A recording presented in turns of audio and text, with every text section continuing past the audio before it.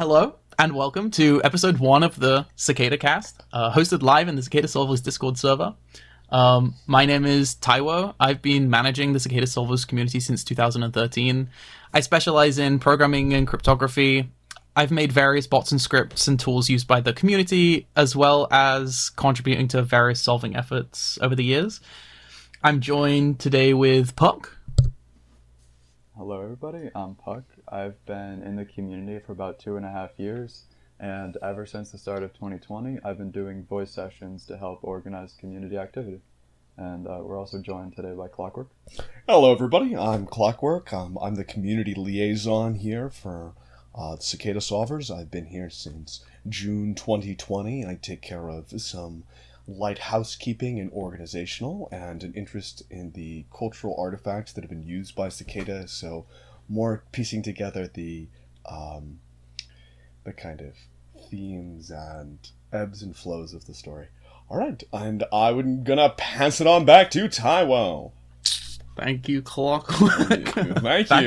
Back to the studio. Back to the studio, yeah. So, just before we kind of kick everything off, I wanted to kind of lay some groundwork for people who are new to the puzzle and basically beginners to everything, just kind of underlying what we're about and what any of this even means.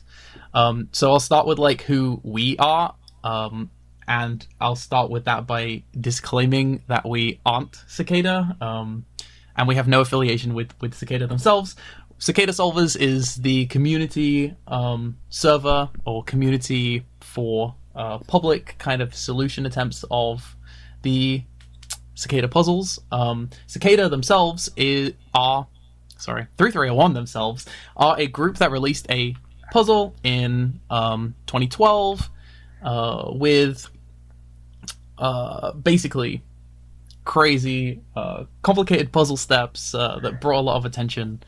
At the time, they were all solved, including such crazy puzzle steps as global geocoordinates, calling up phone numbers, breaking encryption algorithms, all kind of covering such themes as literature, art, esotericism, music, and all kinds of all kinds of crazy, Kooky, crazy cicada topics. Yeah, they've gone through stuff all over everything. Yeah, it's the amount that you learn from just these puzzles alone is nuts. The culture and the just sort of the groundwork that they lay is crazy. I thank them for the breadth of knowledge that they've given me for teaching me all these things. So basically, why are we here today in 2021 if all the puzzles happened in 2012, 2014 time? Well, in the 2014 version of the puzzle, everything was going well. 17 pages during that puzzle of runes were kind of distributed over the course of the puzzle. That was kind of the theme of the 2014 puzzle, was rune pages. We got 17 of them. We solved them all. There was interesting steps in between, and on the final step, we'll go more into this later, but basically we were given a larger dump of 58 of these rune pages. And people were kind of taken aback because 58 is quite a lot of these pages. They've been pretty difficult to solve up until this point. Of those 58 pages, we solved 2 of them. One of them was basically unencrypted. The other one had a fairly simple totient shift cipher, but pretty much, in fact, every other page has remained unencrypted, and we are completely stuck and cannot decrypt any of the other pages. However, we have some information to go off of. We have the second to last page, the page that was encrypted with the totient shift, included a cryptographic hash that we were told to use to seek out a page on the deep web, which we have not done. Just to clarify with that, there's basically a page within the deep web that Cicada has told us about, and there's a specific hash function, which is basically a one-way algorithm to produce a certain output that is non-reversible. So this is an only way to verify that we know the real page. And our goal is to find this, and as far as we know, there is no clues to actually finding it. So continue, Tyler. Yeah, we've tried a lot of stuff, but nothing has been found. We'll talk about all the things that we tried a little bit later on. Yeah, I think that should be a fairly decent groundwork. I was just going to say if Puck, do you want to get us started off with kind of like some of the questions that people usually have when they start learning about the puzzles and getting involved with Cicada? Yeah, sure, I can do that. First thing I do want to mention, there were 3, I guess, iterations of the Cicada puzzle, one in 2012, one in 2013. Both of those were pretty, well, relatively easy as opposed to 2014, although they were still very difficult. And then 2014, it has been pretty much unsolved. And I would like to stress that all of these puzzles are tough, but the current step right here we are on right now is completely way more difficult than anything we've ever seen before. So I'm sure that all of you guys are wondering, how can I help? So first thing, or how do I help solving? First thing you should do is probably learn a bit of cryptography, because that is the main theme of the puzzles. The vast majority of puzzle steps have been solved or completed through cryptography. And then basically just go through the Liber Primus, or sometimes, which is the current step. That's the book they call all the pages. Liber Primus sometimes is referred to as LP, which we'll probably refer to it as, so if you're wondering what that is in the future. So learn or go through LP and see what you're interested in, and with what you know with the little bit of cryptography that you learned, just go through what you're interested in and just try stuff. Or alternatively, just listen to us talking about it. Yeah, that also works too.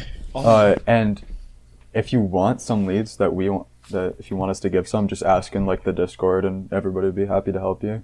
And one thing we would like to stress, though, is because unfortunately right now we do not have much documentation over past puzzle steps, or not past puzzle steps, past puzzle attempt solutions. Like for LP, people have tried this, people have tried that, but they haven't always documented it, so we don't know what has been tried fully.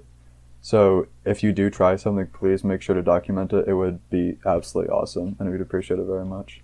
If I could just hop in there for a moment. Oh, yeah, sorry. sure, go ahead. I just wanted to say that if you're just starting to get your programming legs or your cryptography legs, you can always look into, the Mabinogion, or read through Self-Reliance, just to kind of familiarize yourself with that material, and make your own connections and ideas and present what you find. That's kind of what I would like to call fun fact research. I'm going to throw it back to Puck. Thank you for that, Puck. Yeah, and basically what he means there is, if you don't want to work on, for instance, cryptography, you can always go to other fields and try to apply what you know there into the puzzle. And along the same lines of documenting stuff, if you come in and ask, oh, have you tried this?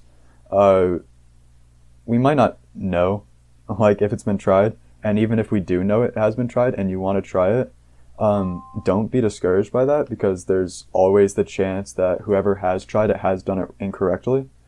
And so it'd be cool if you did that. And even if it doesn't work, you're still going to learn something. And pretty much there's so much to learn that nothing is really bad to try. And people always wonder, how do we know 3301 is still wants us to solve LP? And basically they've told us twice now, with 2 messages, one in 2016 and one in 2017. 2017 was basically just telling us, keep going, keep trying. And 2016 was basically the same thing, although it included more context, which a lot of people think could be a possible clue for solving it. They started off by saying, the path lies empty, epiphany seeks the devoted. And then the 2 main clues are the first one is, Liber Primus is the way, its words are the map, their meaning is the road, and their numbers are the direction. And the second one is, seek and you'll be found. There is no real community consensus on what these could mean, but most people are pretty sure that these could be hints in some way. If you want to find out more about that, you can check out the 2016 puzzle page on the wiki. Yes, and that's for access to all of that. We do have a wiki on fandom. If you go into the Discord or the Reddit, you should be able to find a link very quickly. Or just look up Uncovering Cicada Wiki on Google, and you'll find it right away. And another thing people ask is, who is 3301, and like, what do they do? And for that, there was a leaked email in February 6th, 2013, and it talked about who they are. And keep in mind that this was leaked. Like, we don't really know if it was true or not, but with people that the community knows actually solved it, we know that it seemed to hold weight. So does anybody? I'll hand it off to Clockwork if he wants to talk about that. Sure. So the leaked email, as Puck just said, February 6, 2012. The basic thrust here is that Cicada is a think tank that is made by a group of highly intelligent individuals, if you pardon the meme. And their basic thrust is to develop and work on tools that forward information privacy and data security. In that email, they detail themselves and they separate themselves from a hacker group or something called a Juarez group. They adamantly deny... That's pronounced Wes. Just really? Oh my gosh, sorry. I'm so sorry. They're not... They claim that they do not take part in any illegal activities. They ask that the winners of that puzzle stage also cease all of their illegal activities. The most striking part about the leaked email is you've probably heard about some of our previous projects. And, I remember when I first got into Cicada going, what the hell is that? What are their previous projects? And that to me really gave Cicada an increased scale, because of course, you can put some posters around the world, but as soon as you have projects that other people are recognizing and are, an industry standard possibly, that makes it seem a lot more real, that they are still a functioning group and they do put out these things. That's the leaked email. At the bottom of the leaked email, we have a few questions. Do you believe that every human being has a right to privacy and anonymity, and their rights to use tools which help obtain and maintain privacy, i.e. cache encryption and anonymity? Oh my gosh, and Anemone software. Anemone software. Do you believe that information should be free? Do you believe that censorship harms humanity? And those three questions really sum up what the cornerstone or the keystone of Cicada really examine, held within that. Also, as a side thing, I should have mentioned this a little earlier, part of the leaked email states that a careful reading of the texts that have been used by Cicada will reveal what their beliefs are. And of course I can answer questions about this later, but if you look at things like self-reliance and the Mabinogion, some of the Aleister Crowley's texts and William Blake, a definite theme begins to emerge. So I believe I'm going to pass it off to, where's my boy Taiwan? There he is. Look at him. Cute. Actually, can I say one thing? Real quick? Oh yeah, please. The leaked email has recently, last year, somebody discovered. That's what I was gonna say. Listen here. Let me tell you something.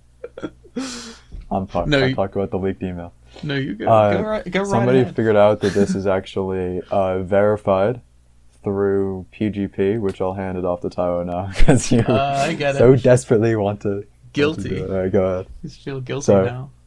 Yeah, that's the thing that when the leaked email was leaked, it wasn't a verified source. People weren't sure if it really came from Cicada. It sounded like it kind of did. It was released under a particular pretense that made it fairly believable, but its authenticity couldn't be verified until fairly recently. What was it, like a couple months ago? Like last year, maybe? Well, it was like late 2019, like 2020, but it was rediscovered very recently. It feels recently to me. Anyway. No, it is recently, because people forgot about it and then it was rediscovered. the cryptographically signed version, the original version of the leaked email, was found and was cryptographically signed to be authored by Cicada. And what that means is, because cryptographic signatures are a pretty like important cornerstone, not to overuse the phrase cornerstone, of Cicada's kind of their way of proving their authorship over things. The PGP signatures are basically a cryptographic way of saying that like somebody who has written and published something is who you originally thought they were. Cicada very early on in the puzzles created themselves a cryptographic key, and they told everybody that this is the cryptographic key that they would be using from then on. And so using that key, we could verify every single puzzle stage from that point onwards as like something that actually came from Cicada, as opposed to something that somebody had just made to try and sound like them, to try to like throw people off the trail, which happened a lot. Like very frequently would people create entire narratives and separate puzzles trying to pretend to be the original, but all of them had something in common, which was that none of them had a valid PGP signature. So we found this valid PGP signature on the leaked email quite a long time after we found it, and it was super interesting because like it really verified that everything that they were saying was actually, you know, was actually real. Like there was no question about whether or not it was a legitimate email anymore. So yeah, any was that good enough for you, Puck? You know what? I think it's about as good as I could have done. You know. Well, listen, right, I'm gonna give you 3 fat pumpkin stickers because you did a great job, Taiwo. That is the most it's very festive, very seasonal. You just dated the podcast. You can't do that. You can't say like, no, it's not timeless. Oh shit! October 17th. Now we have to post it before Halloween, otherwise everyone will think we're lazy. We'll just Okay. listen. We'll just cut that out in post. Just cut it out in post. Please do. Unedited podcast. We have the ability to do that, sure. All right, Tyler. So, a question for you. Yes. This is now we're pretty much done talking about like the major what is 3301. Consider yourselves introduced. Stuff like that. Yes, the introduction is complete. So I have a question for you, Tyler. Yes. What about the puzzle, like when you first joined, was like pretty interesting to you? Or not necessarily what when you first joined, but like what about this puzzle like captivates you and keeps you going? You know. Honestly, like I realize you rephrased the question because a lot of people will come in and like there's plenty available for you to do. When I joined the puzzle, everything was already being done. Everyone was kind of just like kind of dogpiling on all the solutions, and whenever Cicada would post something, it would be solved within hours. Like there were hundreds of people, like actively hundreds of active people, all like working on these puzzles at the same time. And for like the first 2 years especially for the first year, I just kind of sat back and watched like other people, and I was just like keeping an eye on things. But the main thing that brought me into this puzzle, like from as early as like even before 2012, the thing that brought me into ARGs was the level of like the people that solve ARGs. They're just good people, you know. Would you say that they're built differently? Shut up. You make I don't want to say this is like a meme within the community because they said it in the documentary, which we can mention again later. But the real solution was the friends we made along the way. But that's really what pulled me into it, is that I basically just made like a really good group of friends that kind of progressed over the years and developed like really interesting relationships with and humbled me beyond kind of recognition. Like the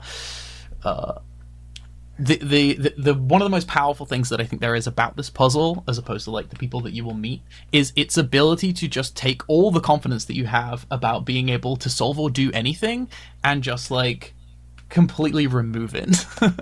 to be able to walk into a puzzle that you can't solve, But to walk into a community of people with such an incredible work ethic and technical ability, something that, up in my life I just never even seen before.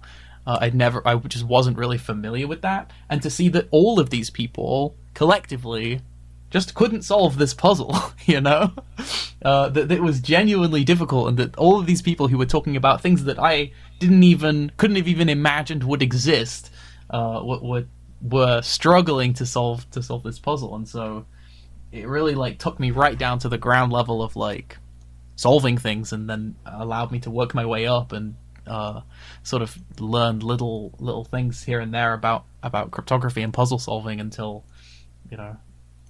eventually I'm here. I know some. So that's my origin story. Yeah. I totally agree about the whole like community thing, and how like we basically all have two things in common. One, we can't solve this puzzle. Yeah. And two, we all have like a really good work ethic. And I know that's kind of surprising that I left out we're all like, I guess, technologically capable, but that's not really the case. Not everybody here we all like computers is like the stereotype, so to speak, but like we all are just willing to learn about it. And I think that's a really important thing to stress, that anybody here who thinks we're like really smart people, like the smartest minds of the generation, like that's not really the case. Like we were just willing to learn and interested, and if you really want to learn about cryptography, this is a great place to do it. And we've had a number of people do that. I know Taiwo started from the ground up because of solving. I know that you've had some experience in programming. Puck started from the ground up. We've had other users. Yeah, I knew no programming coming in here, and I learned it all because of this. If you stick around, you will learn. Like, people are so 100%. Enthusiastic to teach you, and there is literally like, don't even think, oh, well, I'd really learn this, but it's probably like boring or difficult. There is so much involved in this puzzle, and like most of it is really interesting. It's like you can really dive deep on some of the topics here. They cover some stuff that just you wouldn't have even thought could exist. And you're like, what? This really exists? Like, this exists, and it happens, and it's like practical in the real world, and we have like examples to work off of, and like you just kind of get caught in a rabbit hole just researching this incredibly obscure thing that's like partially referenced by Cicada, or like maybe somebody has suggested it as like a possible solution to the LP, or or people are just talking about it because they're interested in passing, and we all just kind of like talk about relevant things that are happening. And I think another interesting thing is, like, sure, we all learn here, but like even if you're just in the community, you learn so much. Like I was not really like, I joined in like I think like May or April of 2019, and like I wasn't even really doing that much. I was kind of like hanging out. Wasn't really even talking, and I learned like a pretty decent amount before I started solving, which was about when the documentary came out. For those of you who don't know, the documentary is basically a thing published by Great Big Story in 4 episodes. If you want to look it up, just look up like Great Big Story, Cicada 3301, and you'll find it. And it included people who were it was in 2016 filmed, but released in 2019. It was people just trying to solve the puzzle, and it kind of like sensationalizes it to an extent. I hate to use that word, but it kind of does. Yeah, but it kind of shows like the community and just like the interesting things about this puzzle that it has to offer. It's definitely an entry point for a lot of people. Yeah, totally. It really draws you into the mystery, I guess, and shows you not only just like the mystery of like who 3301 is, but also the kind of the fun you can have in solving, like the thought processes that go into it, and the mentalities behind the people who are actually solving it, and how kind of enthusiastic and what a kind of rush it can be to have an idea and to get somewhere with that idea, to progress the idea and communicate that with like-minded people who actually understand what you're talking about. That was like one of the crazy things. Was most of my friends at the time when I was, back when in like 2013 time, would have no idea what I was talking about like 90% of the time, and then all of a sudden I'm like dropped into a bunch of people that have like that know way more than I do. It's a really like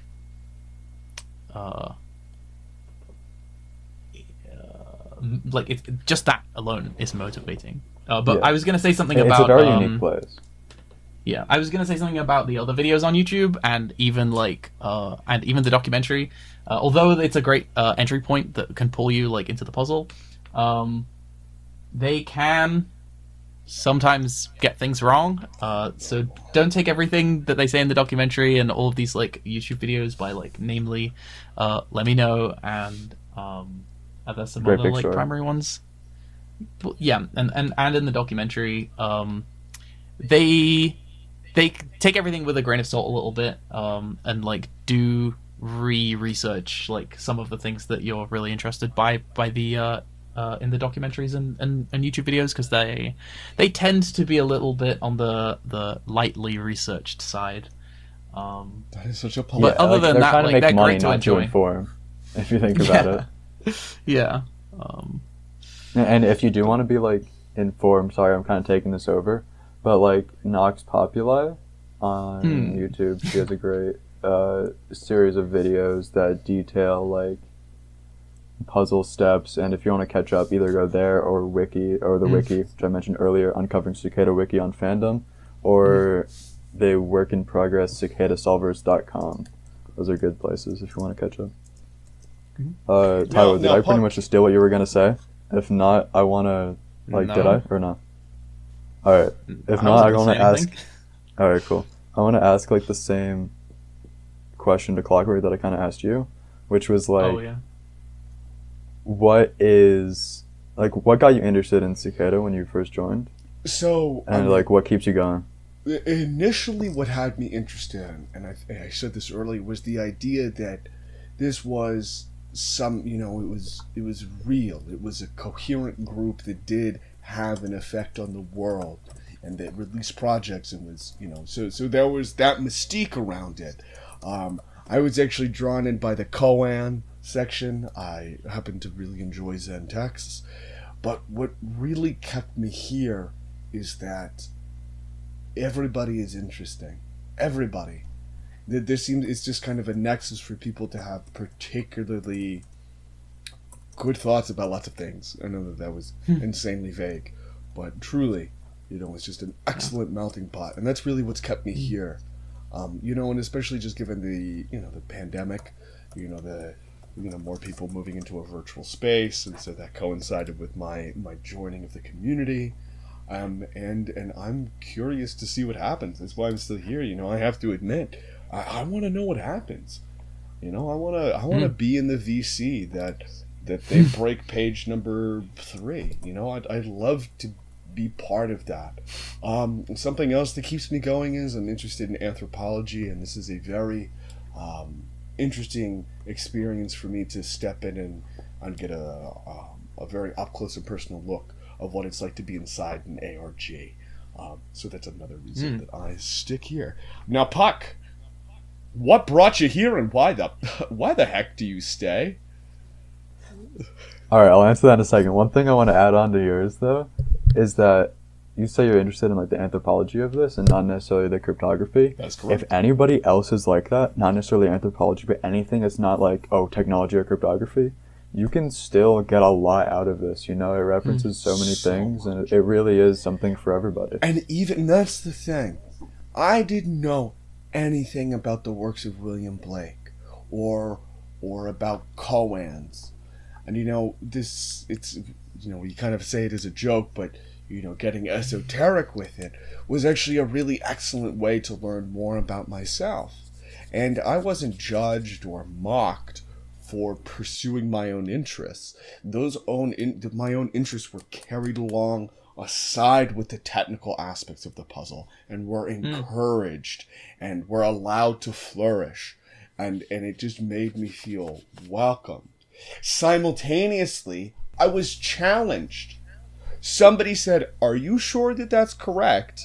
I don't think that that's correct. And so having to be in a scenario where you really have to prove, not yourself, but consider very carefully what you say, really, it excited me. Intellectually, it kept me Feels going. like people are really listening. What did you say? know? So it feels like people are really listening. Oh, that's very That was funny. just a little gag, everybody. Sorry. You just rused me live on air.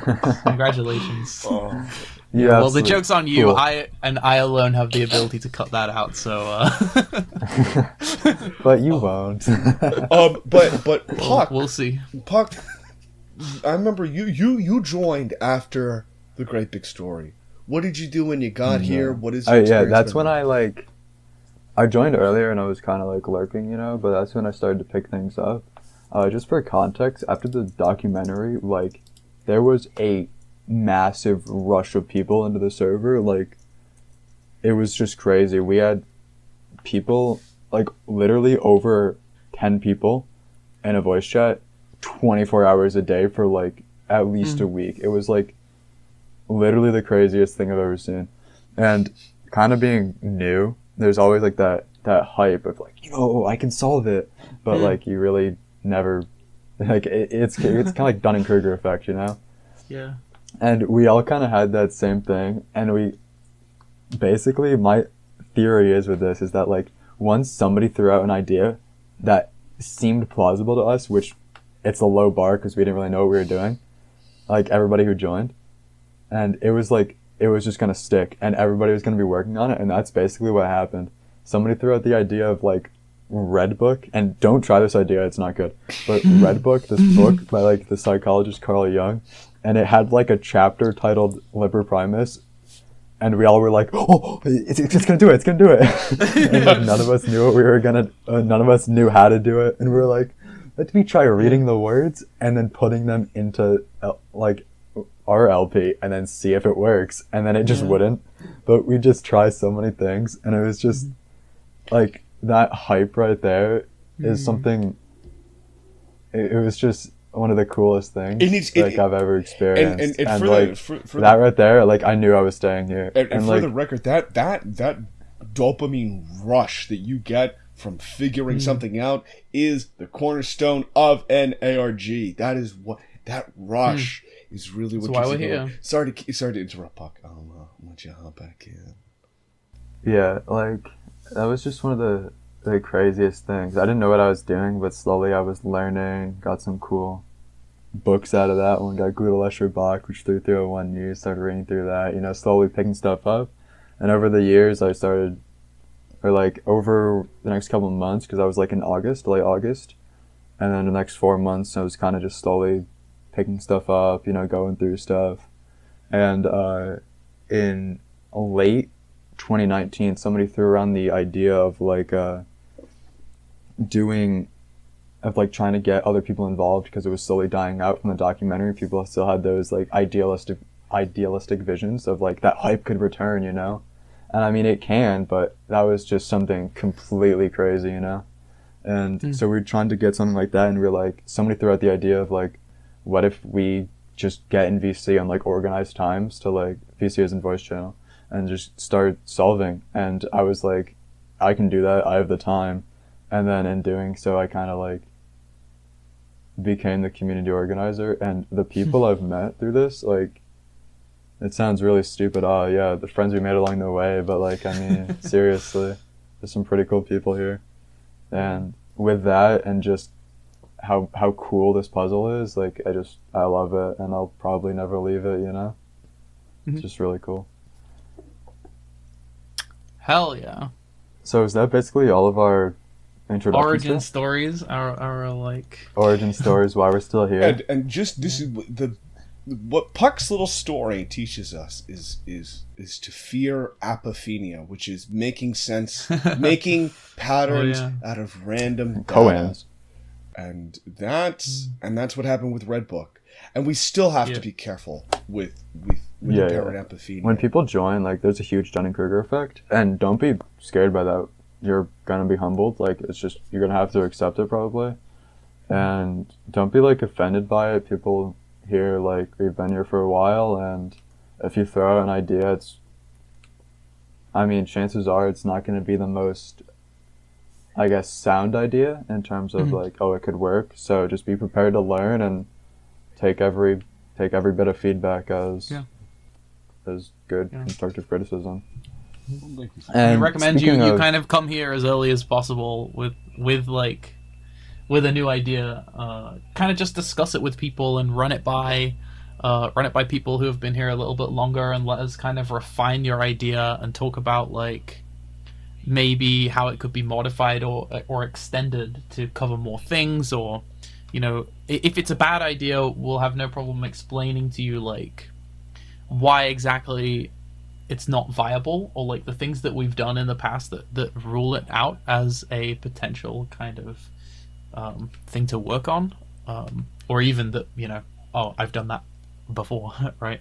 But yeah, there's the greatest kind of learning opportunity is just coming in with an idea that you think is good and having somebody explain to you like, actually, like this idea that you've come up with, it's there's like a flaw in it, and here's what the flaw is, and you learn like not to have bad ideas. And the transition from like the bad ideas to like the good ideas is like eventually it'll happen. And it's something only time can really do, it's just you're gonna have to like take everything as like a learning experience, as dumb as it sounds, as cliche as it sounds, but it really is true. Yep. And while we're on the topic of good ideas, let's go into solving news of like recent... Solving news. Is that the solving news jingle? We need like a news jingle, yeah. That is very cool. Welcome to the solving news. Today we're going to be solving news. What does it say? Today we solve Tucker Carlson. Alright, before we get political, recently there's been an idea of... Alright, one thing, I'm not sure if we necessarily mentioned this, but the runes. We said Liber Primus is full of runes. These runes come from an image in the 2013 puzzle that was called... It was basically a chart titled Gematria Primus. And there are 29 runes, which, if you know, is a prime number. Each of these runes has an English equivalent, like F, C/K, which basically, that's one of the weird things about Gematria Primus, is certain runes can be used as two letters, like C or K. And another one, for instance, is the TH rune, which represents a sound, like, as in thing would be TH, you know what I mean? You'll probably notice, like, there's 28 runes, but only 26 letters, and those extra ones come from... So I'm indexing from 0. You said 28. But yeah. It is 29. Well, I guess we've recorded it, so we'll know. But it's good that I made that mistake also, because then we wouldn't have corrected it. That's one of the weird things about like programming and stuff, is that we always do stuff with 28 because we come from 0. Yeah. Also, so we make mistakes a lot. If we make a mistake, we're not actually wrong. We're just programmers, okay? You can't tell them. Yeah. I was saving you. So you'll probably realize that there is actually 29 runes, but only 26 letters in the Latin alphabet. Is that one right? Is it 25? Oh god. Yeah, just keep going. So most of the runes just convert to like a single character. Like there's a rune for F, a rune for like A, and stuff like that. But some of the runes are like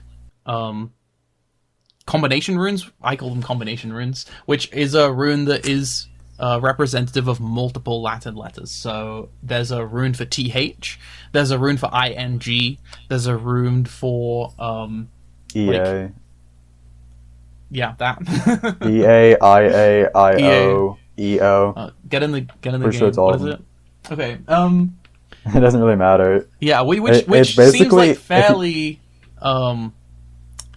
useless, but like it allows for better and more efficient kind of representation of English text, because most of the combination runes are fairly common Latin or English kind of like tuplets. But it also they're allows common English sounds. Yeah. I think it's good to point out that they're not like, it's not something weird like TFR, you know what I mean? Like they're all English sounds that Yeah. they actually have some basis. Alright, continue. Sorry, cut you off. I was gonna say that it I'm good at doing also, well, it has kind of like it has the tendency to make complete garbage text look like English words because, you know, some of them are combination runes, and so you'll see like ing at the end of a word, and you'll be like, oh my god, is that it? Which makes it really difficult to decrypt things, because you're like decrypting stuff, and then all of a sudden you'll see, it's very common to see something that at least sounds like it could be an English word, and you think you're nearly there, but you're actually not. Like Shiogmiav, which is like the first word of LP encrypted. Yeah, it says decrypted into Shiogmiav Latin. Siang Si Thijgay Fajo On, in case you're wondering. Exactly. Puck has a weird fascination with pronouncing the encrypted pages, You know what? like lingually. I speak in runes. Dude, he thinks in runes. When he closes his eyes, all he sees is the runes with the subsequent, gematria primus value. What a guy. The other thing I was going to say is that it also allows us, it basically throws all statistical analysis through a bit of a loop, because kind of puts a little twist on it, because so many of the runes have like multiple Latin letters. You've not only got like a different like alphabet to Latin characters, but also like a word that is 6 characters in runes might be like, like 9 3 characters in English. Oh yeah, I see what you mean. Yeah, or Yeah, like it could it be even less, depending on what value you assign to each rune. Yeah, So like a it 2-rune word can be anywhere from 2 to 5 letters, which is like Yeah, exactly. it's so weird with like cribbing. You know what I mean? Mhm. I'll just cut you off again. I apologize. Puck, what is cribbing? That's good. What is cribbing again? Alright, what is cribbing? Cribbing is basically, I should say, like, what we know with LP right now is we have the rune lengths of each word. So the first one's like, I'll just give an example. Say it's like 5 runes long, and then 8, and then 7 or whatever. And then it keeps going, and then we know where sentences end and stuff. So basically, we can just guess words for those that have the same word lengths. And then what you do is you take the shifts between each letter, like how far away the letter you guess is away from the rune in it, and you take a look at all those shifts and you see if a pattern falls out. And considering that, one, it's really hard to get sentences together like that, but like it's also really tough because the encryption is so weird, you know what I mean? Like it's very tough to do, but like we have like lots of word lists, and those are very, very, I think it's a very like underrated part of the puzzle, and I think it could be very helpful. Now, why is it That's something I tried to do for a while, and yeah, it's pretty tough, but like, I mean, Yeah. there's some tools being developed to like go through it pretty quick. If you are interested in the tools, you can find them located in important links. Try out Mortlack's tool. I've had a lot of fun with it. Yeah. There's a lot of good stuff that people have made for manipulating and playing around with the runes and cribbing, because there's like multiple ways to crib also. Like that's a pretty standard way of cribbing, is to kind of guess like the contents based on like the word lengths, but you can make hunches based on pretty much anything. And cribbing is basically just making an assumption and working backwards. So it's not like a manual kind of linear process that you go through every time. There's a lot of creativity involved in like, how did we get to this word? Like if this word says like a warning, like how do I make this say a warning, and what would I have to do to the word warning to come up with this sequence of runes? And one of the things there, you can't just put in like random numbers and say like, oh, I got the shifts, look, I solved it, what did these numbers mean? Like those numbers actually have to mean something, otherwise we could just brute force different LP solutions, which You're is just I think basically one of the just guessing. You're effectively zoring the rune pages with whatever it is that you think that they say, and then Yeah. claiming that the Zord data output data is the solution. Which, by the way, probably happens. means nothing, Which, but- which, by the way, does happen on a semi-regular frequency where people believe that is. They They- solved it, and yeah. they just got random numbers, and they go. "Ooh." Yeah. I mean, yeah, they I think actually The do best make one I a heard good thing. recently, not to like again, when we explain people's ideas, we do so in jest, but we're not making fun of people for having ideas. But somebody came in recently and suggested that we convert the room pages to ASCII art, to use like an ASCII art converter on the images, and to have like the numbers that are used to represent the images to interpret data from those numbers, which is like very much a backwards way of looking at it. Like there's so many problems with the solution. Like, but people considered it. Like people kind of talked about it. Like they explained why wouldn't this work? Like why isn't this such a great idea? Even though it's one of the most off the wall kind of things that I've seen. I think the most off the wall thing I've ever seen is somebody took a picture of the rune pages with Bixby Translate and tried to translate them with Samsung's image-based language translator, which was pretty interesting. There's a lot of wacky ideas. Like somebody tried to put LP through a seismograph and thought it was an earthquake, and like there are so many like crazy ideas, and it just goes to show that like there is such a steep learning curve, but by no means. Like, we all had ideas like this. Like, like I thought reading a book on psychology and looking at words, and like, oh, there are two words here that are similar, would solve LP, and it just doesn't. Like, there's so much learning to be involved here. I think that's one of the critical things. We're not smart by any means. I mean, well, I guess you could say smart, but like, Whoa. I don't want to single anybody out by not being smart, but like, I mean, we're just willing to learn. That's the common thing we have. Speaking we of can't solve it. learning, have we learned any new things about the LP recently? Have we learned anything new? Is there anything new, I mean, Puck? yeah, there are some. We could call them fun facts. Oh. Now we're actually getting into solving news, I guess. Good tangents, though. Good tangents. Yeah, the first thing you should know about the like- solving news section is that there's probably not going to be very much news going on Yeah, because But it's just to like recap basic stuff because I mean you can't do a CicadaCast without talking about cicada solutions. You know what I mean? Or Yeah. attempted solutions. We're not solving it here. it's mostly just like a breakdown of what people are currently working on. Yeah. Like there's been some interesting work into like looking through GP sum. Oh yeah, I gotta mention what GP sum is. So Gematria Primus, the rune alphabet I was talking about earlier, that can be abbreviated to GP, just how Liber Primus is abbreviated to LP. Those are basically the two abbreviations we have. Makes sense. So GP sum is basically you take up all the values of each word of each letter in a word, of each rune. Sorry. Oh wait, And each has a rune prime number. aside rune- from having sorry, I don't want to interject, but I kind of will for the purposes of having No, it be do it. a more conversational podcast. The each rune, as stated before, has a Latin equivalent, either a single or multiple Latin characters, but they also have a prime number associated with them, which is fun. It is good to note that each of these increases by one. Like each rune, like the first one is the first prime number of 2, and the second rune is the second prime number of 3, and then 5, and then it keeps going up like that.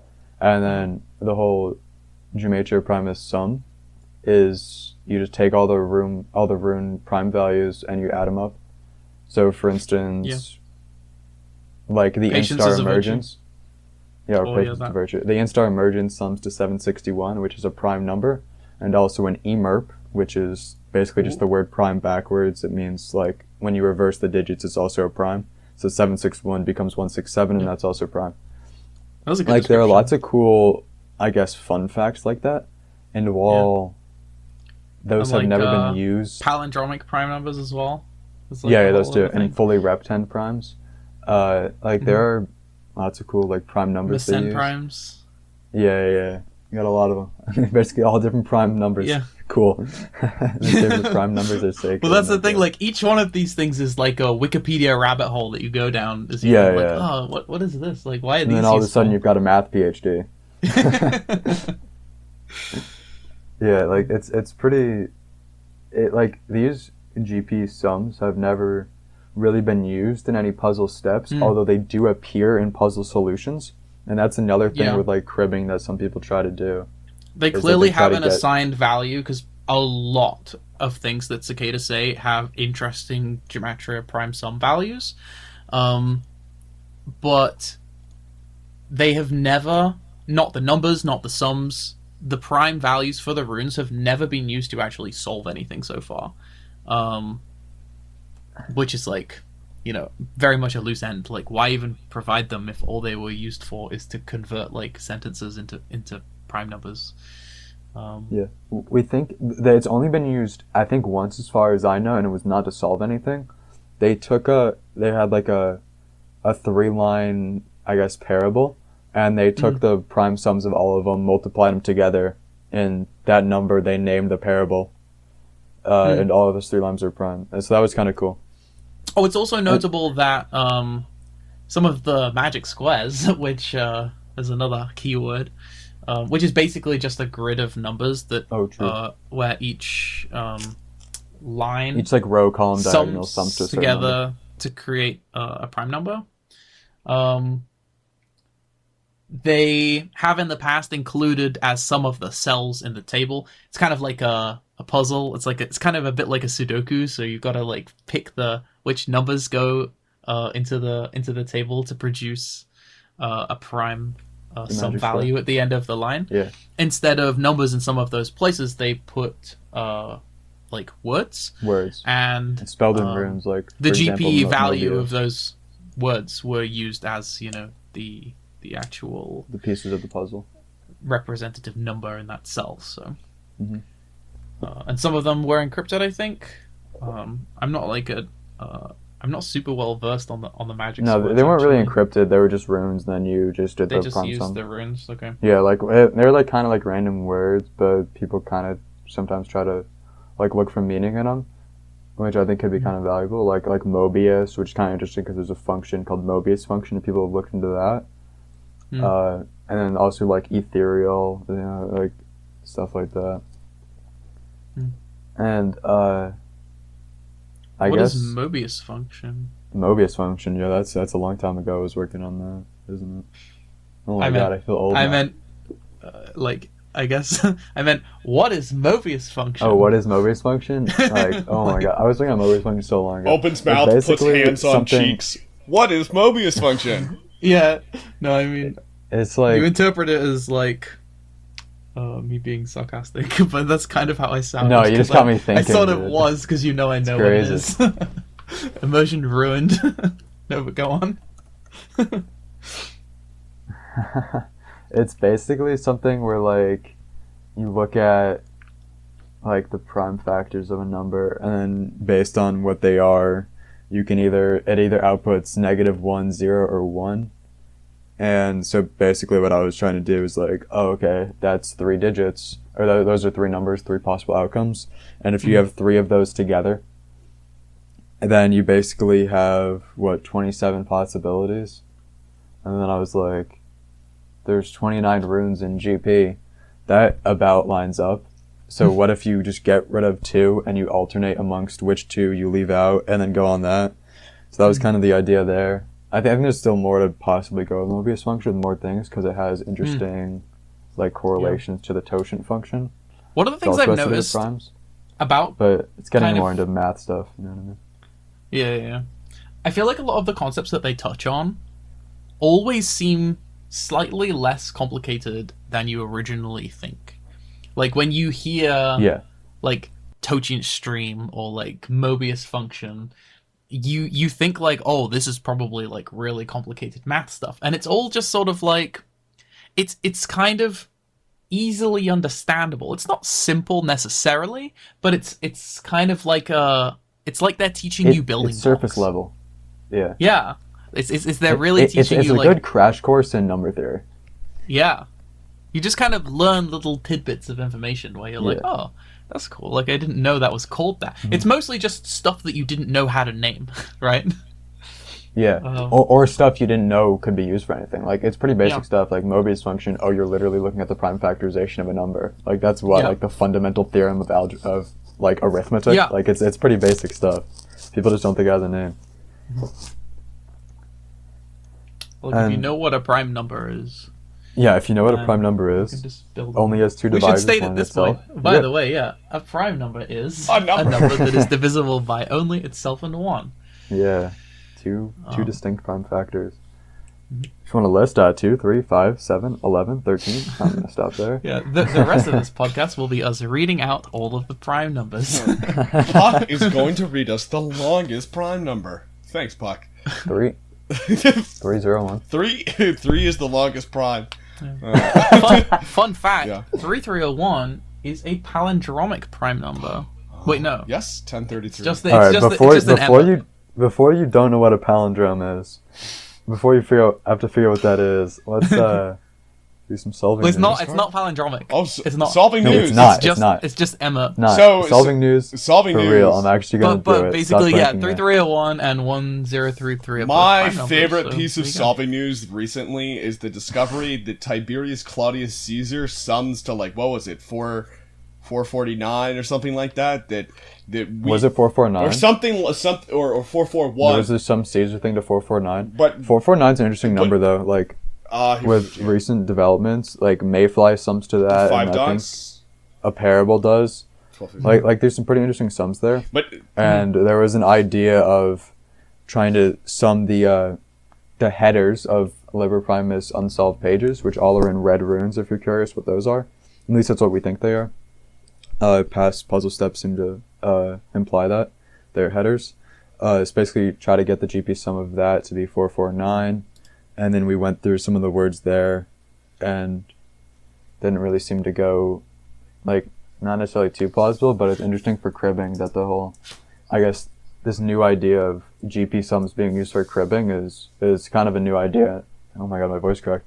And I think that's pretty interesting there for GP it's on sum with record. cribbing, you know what I mean? oh, it's interesting. And And if I can just say the fact, so for example, as Geometries just posted, Tiberius Claudius Caesar says sums to an MREP.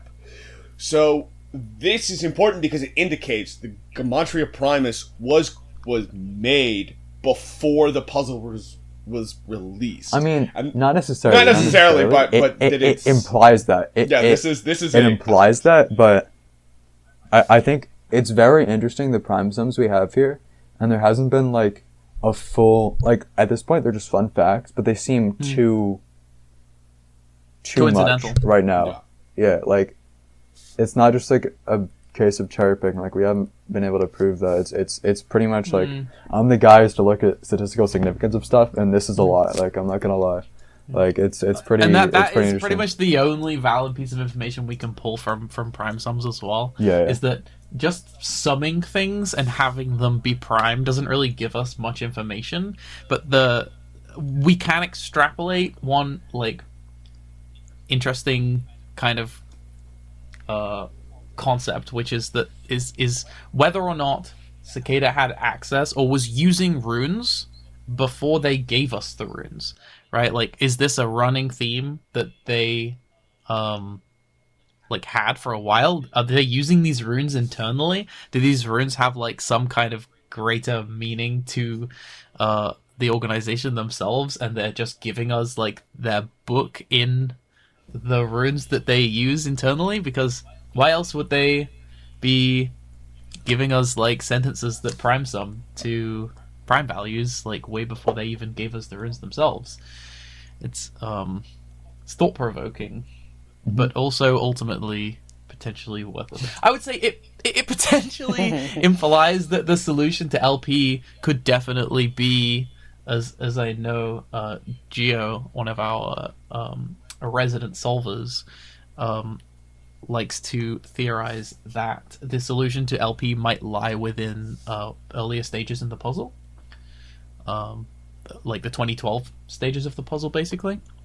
We could have Gio on as a guest in a later episode. Yeah, That'd be for fun. sure. It's the idea of interconnectedness, which is a song review. So like it kind of comes back to like everything's connected. Not to get esoteric, but I mean it kind of like that's a theory, you know.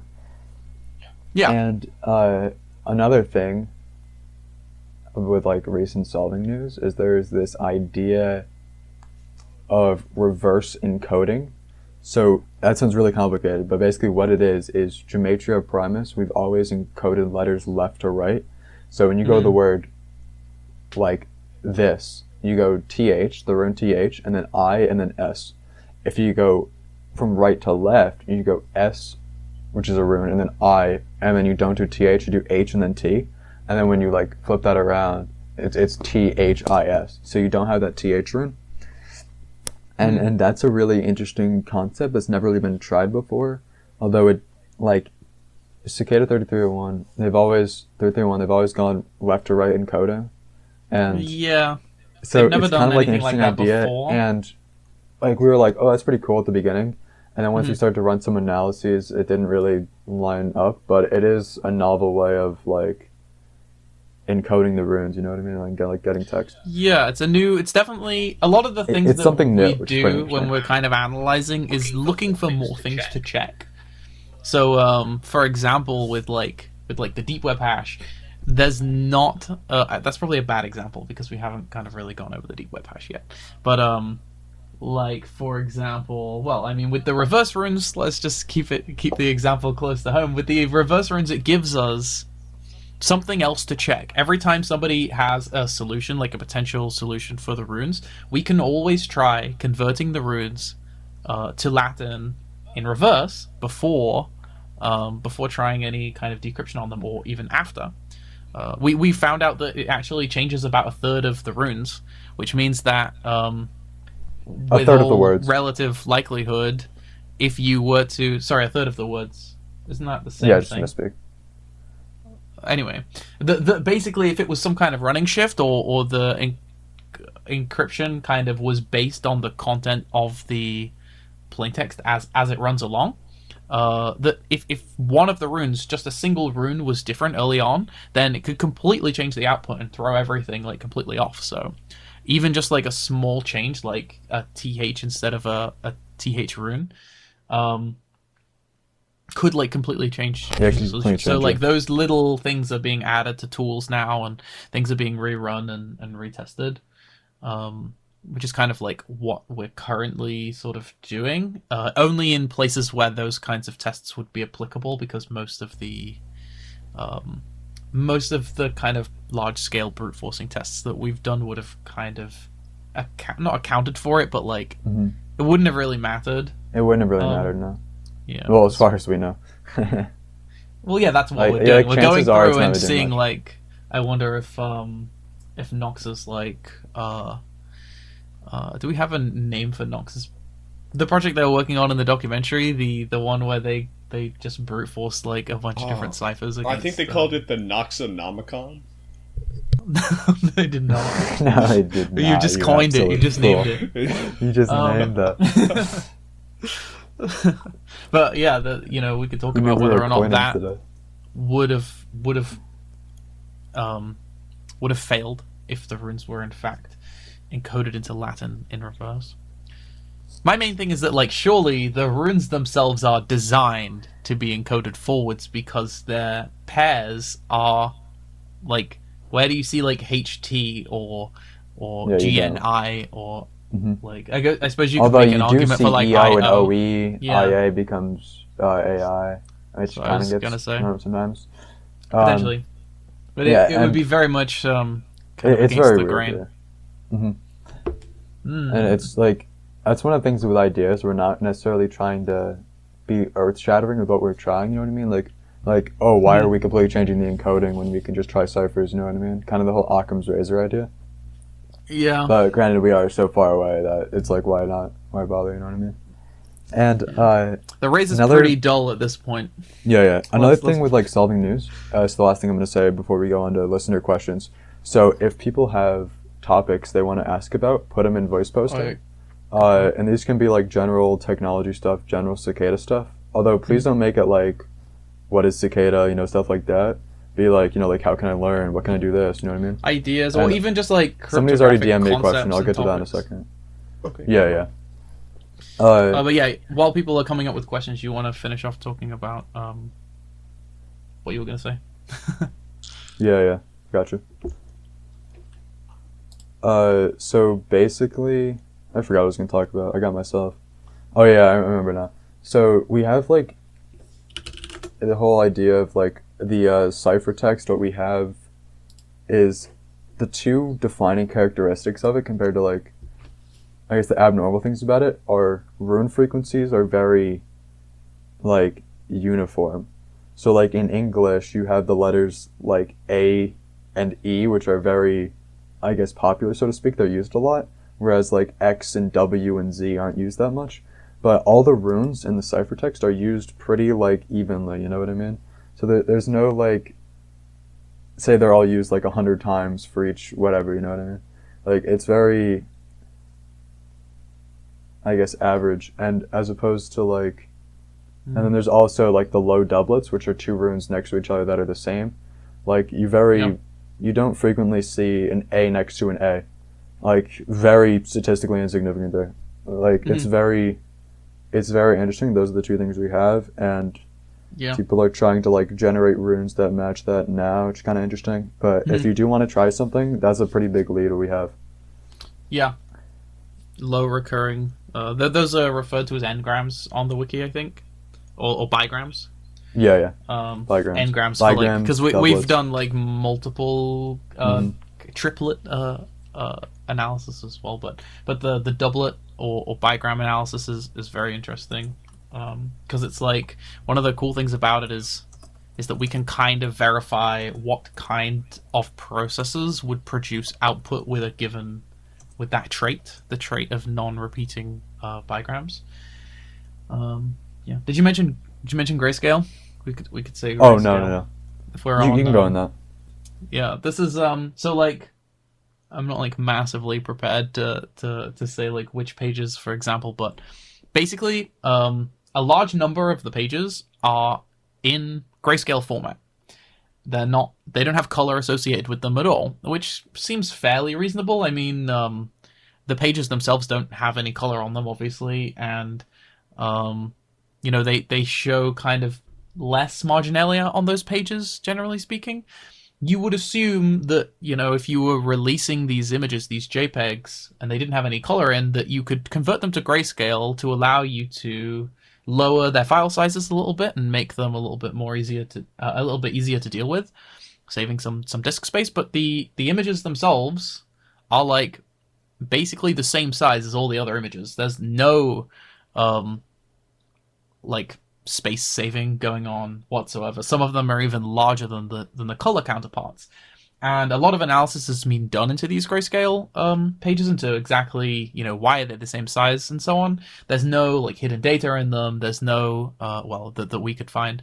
What we could find when we looked at them were that the grayscale pages themselves had a lower compression value than the regular RGB, than the other RGB pages. And there's really no reason for this. Like the compression that the pages have on them is pretty decent. Like you can't see any artifacting or anything going on the RGB pages, but the grayscale pages are basically raw images. Like they've barely been compressed by the JPEG algorithm.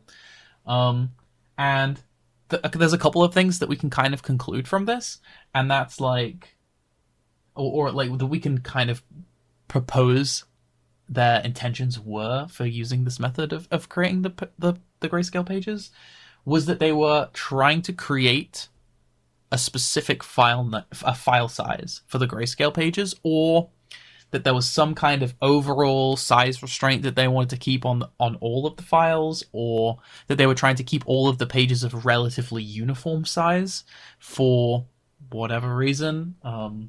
There's interesting stuff to look into with regards to like which pages are grayscale, like the kind of frequency of grayscale pages, how many of them there are, and in what order they appear. That's definitely like a one of the more questionable things that we found about the page is something that just quite doesn't add up, and we have no explanation for. Totally. Like, there are so many, like, anomalies within the things, just because if you look for them, you're going to find it, but that is one of the, like, the significant ones that actually is pretty interesting. Yeah. Well, we look real deep into the pages, and we find things like the runes have kind of weird artifacts on the edges of them, and you go, oh, is that JPEG weird, compression, or is it weird markings on the drawings that are placed, the marginalia? And so, like, a lot of the processes for that is to kind of look at something and explain, like, why is this here? And so, for example, with the artifacting on the edges of the runes, we went into the software that we believe Cicada used to produce the pages and basically reproduce them to see if we could produce the same output. And we outlined some of the artifacting around the edges of the runes, probably to scaling of the runes, for example.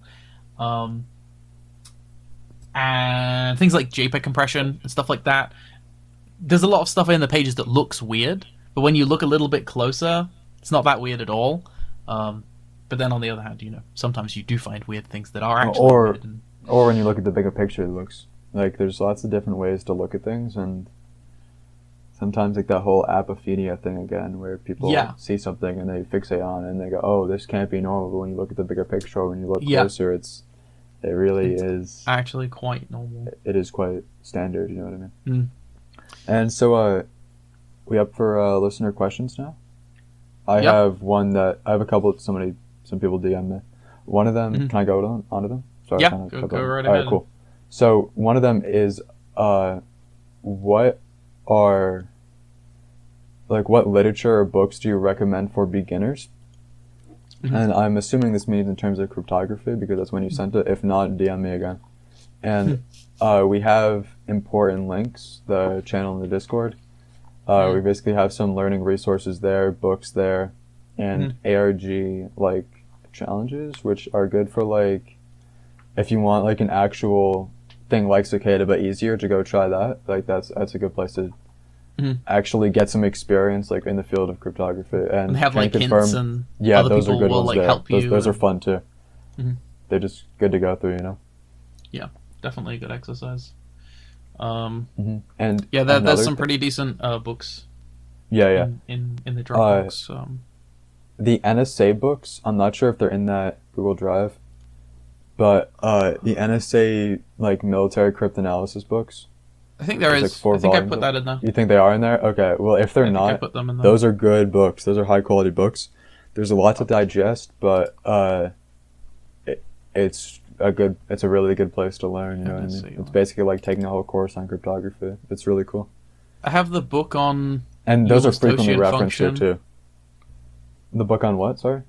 Euler's totient function. Oh, that's yeah. That's the one I added recently. Cool. If you want to send me the NSA one, I don't think that's in there, so I'll put that in. What's any other questions? Oh, we could maybe talk a little bit. I don't know if this is interrupting. Well, it's kind of not, because it's sort of a listener question, because someone's talking about it in the voice post thing. But is to kind of go into like a little bit more about fake puzzles and kind of why we don't like them so much, and like why you should be really careful before kind of bringing something into like other solvers. Is because a lot of people have wasted their time, like a lot of their time on some of these like fake puzzles, and it's so disheartening. Can I cut you off real quick and talk about ahead. what fake puzzles are? I think this is something like a weird thing with at least this ARG, is that people, because it's been unsolved for so long, people are easily tricked, and people like make these fake puzzles to try to get fame, I guess people following them, and to promote their like silly ARGs, and they trick people under the whole, I guess, idea of, oh, we're Cicada, like Cicada died or something, and now they lost the PGP key, and they'll do stuff like that. Yeah. Basically don't believe them. And the two big fake puzzles that I can remember, like before I joined the community, I was still like I knew of Cicada and I was kind of following it. Like 2016 and 2017, those are the two big fake puzzles that I remember. And at the time, those were the two messages 3301 sent us, and both of them said, you know, like, beware false paths, always verify PGP, and they sent their PGP key, 7835090F. Like, it's pretty, like, I guess, interesting that those kind of lined up at the same time. Some people think it's a coincidence, but, like, they are real, and I'm pretty sure 3301 knows about them, and, like, just always verify PGP. Sorry, you can go, Tyler. I was just trying to put the wiki link to the PGP article in voice posting. Geo has it. Yeah, good, Gio. That's good. Yeah. Also, PGP on the wiki. Just look at PGP on the Uncovering Cicada wiki. Like, is that good for fake puzzles, do you think, Tyler? Yeah. That's pretty much Alright, what cool. I was Sorry, I gonna kind of took it over from you. I wanted to give the, like, what is Sounds it? good. What is a fake puzzle?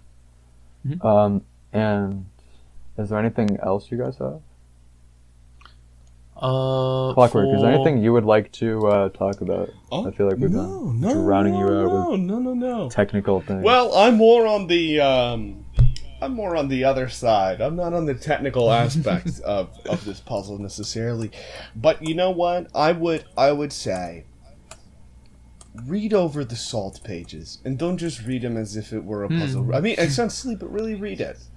Listen to Instar. Listen to interconnectedness. Yeah. Personally, one of the... And I've had people tell this to me before.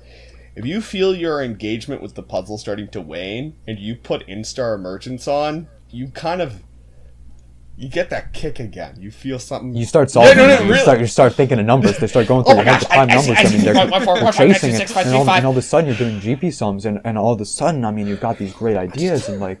Oh my god, guys, like, I saw this rune and it was like in my sleep and it was like, oh my god, dude, I was like solving LP in my dream. A moth carrying a rune flew into my room, dropped it on my bed. For those of you who don't know, I had to make fun of you there. For those of you who don't know, the CicadaCast, we were going to call it the Mothcast. As a prank. Oh my god. And I was explicitly told I was explicitly told not to mention the Mothcast. The audacity to say Mothcast. Cut it off. Dude, hold on. We haven't mentioned one of the most important aspects of the solving community, which is making cicada related memes. Oh, you have to. We have a rich array. Shiogmiaf, the Feng Shiem goddess, Shiogmiaf being the first word. We can, Rosie the Rune Solver. Rosie the... that's what that is? Yeah, from Weekend, back in the Weekend. Schedule circumference. Oh, also... So, Zor, all the things. I'm my god, that's say so good. As well. If you have a background in software development, programming, mathematics, cryptography, or meme creation. We are talking to you in particular. If you somehow stumble across this little itty-bitty podcast, please, oh please, come visit us. Oh please. We need people that have technical knowledge. Everybody is welcome, but you guys with the technical knowledge, oh please, oh please. Sure. Oh please. Can I tack on that? Yes. If you're listening to this, doing research to create like a YouTube video or documentary or some kind of like press level coverage of what the puzzle is, please jump in and ask us. We will be like so accommodating to everything. We're kind of tired of everybody getting everything wrong at this point. Both of us have we both have experience of like talking to people and like we've both been interviewed before and stuff like that. You right? got interviewed? Yeah, you have, there's not something that's that was unusual that one guy for us. who came in to do articles and he interviewed us. Oh, it's happened a couple times with me, but like. Oh really? I guess I'm popular. I mean, like this is something that happens a lot, so definitely don't be afraid, and we'd love to help you. Oh. I was only interviewed by the press once, and then they wrote an article and spelled my name wrong.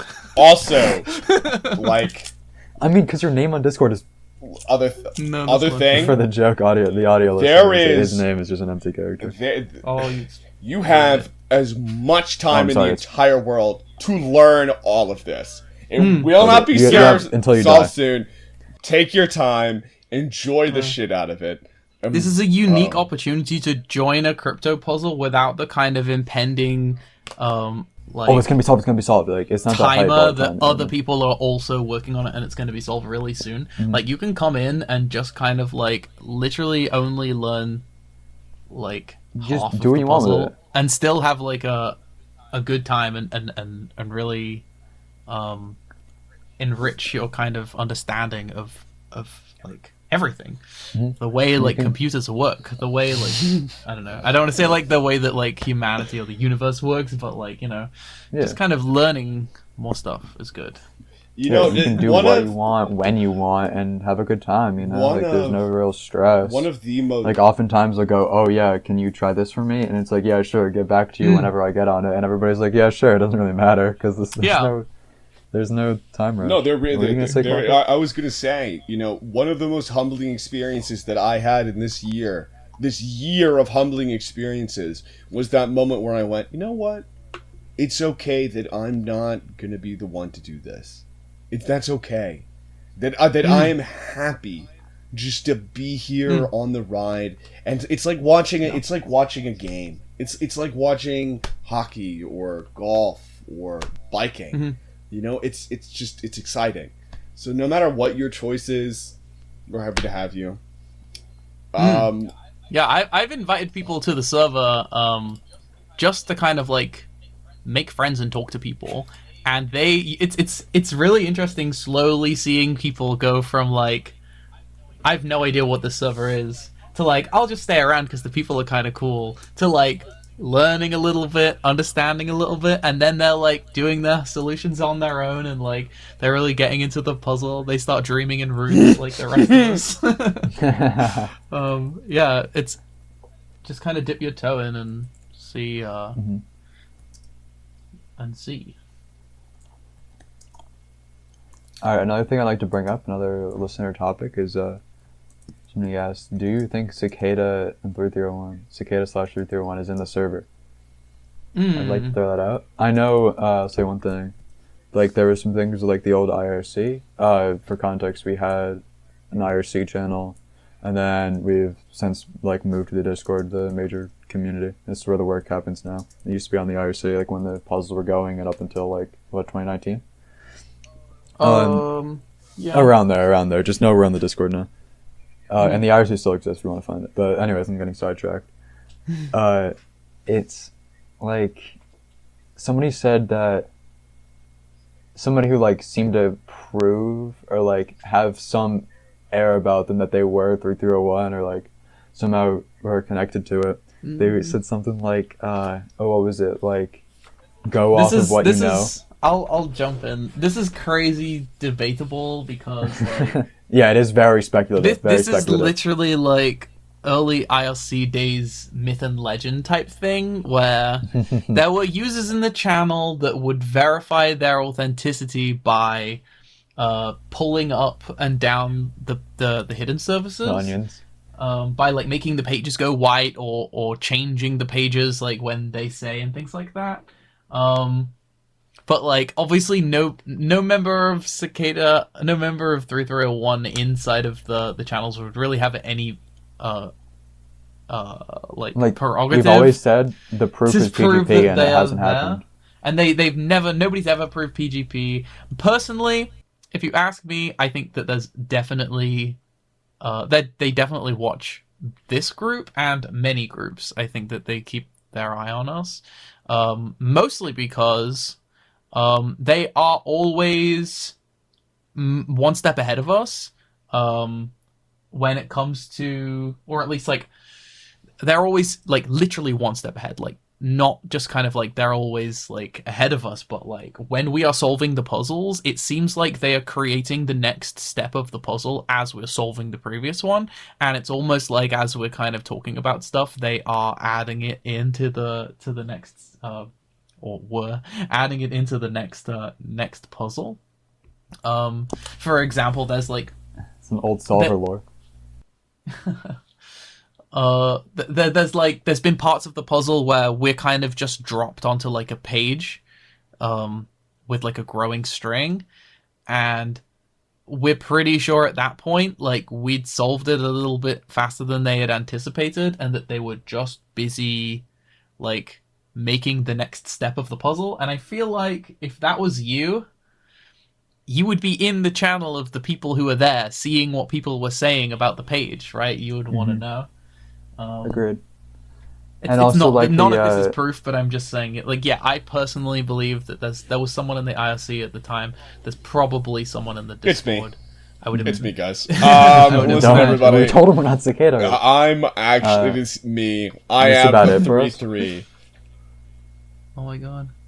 Alright, can I just, like, is this basically all we have to add tonight? Yeah, if anybody else has any other snaps, or little chats, please. If anybody has any topics, we'll do them next time. Yeah, sure. Yeah, like 'cause we'll DM do this them to again. me or also ping the moderators. You or, think yeah. that if there is anything that you think that we can do to improve the experience, please let us know down below. Preferably scream at us. Use as many racial Find out where we slurs as live. possible. Come to my door. If you actually, this is a fact now. If you spit on the mods, they'll give you admin perms, bro. They'll There's a reason why I have stopped pinging the mods rule. I remember that. Okay. Alright, We do not have an outro. Yes, we do. We do have an outro. We do have an I outro. literally do. We do have an Wait, where is outro. it? Ready?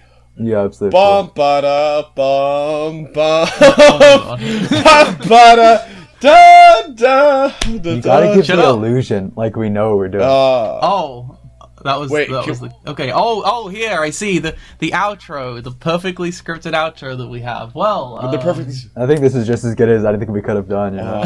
that's Make all. it casual. master We're good. student Thanks for went to the door of the Let's master. end it and then we can talk about if we're gonna. Wait. No, Can we all say it at the same time? Alright, so- Can we all say goodbye? No, let me just say something. Then we're Okay. good. All right. Alright, so everybody, thanks for coming. If you have any questions, make sure to tell us, and we'll answer them next time. If anything you want us to make improve, let us know, and we'll try to do that. Thanks You already for said coming, this. and appreciate Yeah, it. you just wanted the last word. Good Big night. man Puck, shut up, Puck. Yeah. Thank you, Puck. We love Yeah. you, Puck. Also, Thanks for watching. really quick, Good night. Join the next Discord time we server. will be trying to do this on a Saturday or Friday, as to allow for a little bit more time, a little bit more wiggle room. So yes, next time we are going to have our mighty man Artorius up on stage with us, because guess what? I am not. Well, okay. Probably. If I'm not technically possible, capable. If possible. If possible. Also, we were looking forward. Yeah, we'll try to have guests. Yes, we in the are. future. We're going to try to get some of our guests, some of our active users who are consistently putting out work, namely 7 He 5 Haman, or AKA the Say shaman. or Shaman. Just call him Shaman. So yes, we might even have the Wiki Witch. If you guys have any interesting connections or anything, and you know if you've got like an uncle who works in the NSA who wants to pop in and say hi. Or an uncle who knows some stuff about abstract algebra. Yeah, just theoretical. basically an interesting Anything you want. background. Theoretical We'd math- love to pick your theor- brain on podcast. Yes, if you are if you have Okay. a PhD in cryptography, bro, you First gotta be, off, what is wrong we'll with do you? something Second better of with all, time. come over here. Before we end this, Oh yeah, next episode hopefully Puck will have a better mic. Sorry yes, about that. and Yeah, I'm working on it. let's see. Before I'm working we go, I just wanted to say, thank you all for coming. And if you fucking listen, hey, listeners, listen to this fucking podcast right now. You better fucking like and share this thing, or I'm gonna get fucking crazy. Okay, love you. Okay. Next week we talk about, is Cicada a cult? Yes. No, it's not. Whatever Tim Daly tells you Listen. on the Cicada 3301 Wikipedia page, it is not. Also, we're ending this here. See ya. Have a good night. Cicada's a Thanks cult. Cicada's a cult. It's a cult. Everybody, somebody help us! Help us! Help us! I've had to sell all of my worldly possessions. The mods won't do anything to help me. Please, somebody help.